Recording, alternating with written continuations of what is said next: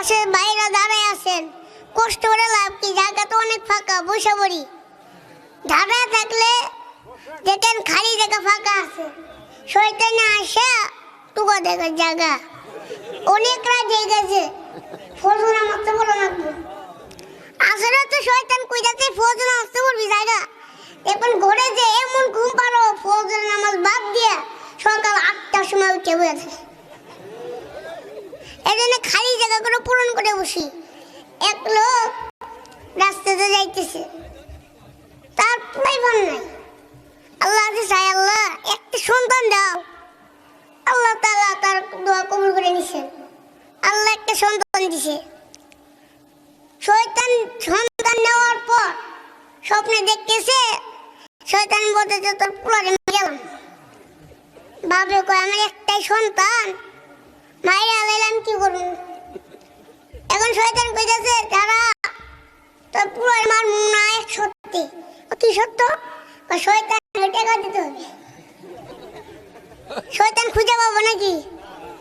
শয়তান খুঁজতেছে, শয়তান পায় না। পরে এক হুজুরে কয় হুজুর আমার শয়তান দরকার। সব কাহিনী কইছে খুলে। তখন কইতাছে সমস্যা নাই, আমি শয়তান পাইয়ে দিব। কেমনে করে?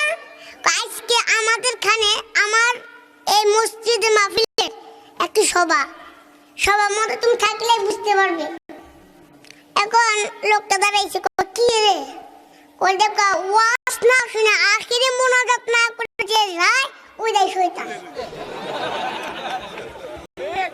এখন লোকটা ধরে দাঁড়াইছে, কারা যায়?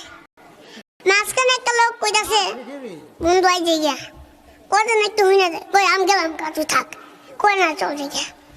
এ কারারা নোট শয়তান না, তুই জায়গা এর মধ্যে গেছে। এবার ভাই দাঁড়ান কাটি 100 টাকা। কই যে মনে হচ্ছে আল্লাহ বান দিল, সবাই উল্লাহ আমি দাম দিল। কেড়ে দিয়ে দিলেন। ভাই আমার হুজুরে কইছে ওয়াজ মাহফিলের মধ্যে আখিরে মোনাজাত না করে যে ব্যক্তি যায় সেই শয়তান। লোকটাকে আমাকে শয়তান বানাইলেন। দেখছেন, এই জন্য বলতেছি খালি জায়গাটা পূরণ করে বসি। কেউ যদি আখিরে মোনাজাত না করে যান, তাহলে আমি মনে করব আপনারাই শয়তান।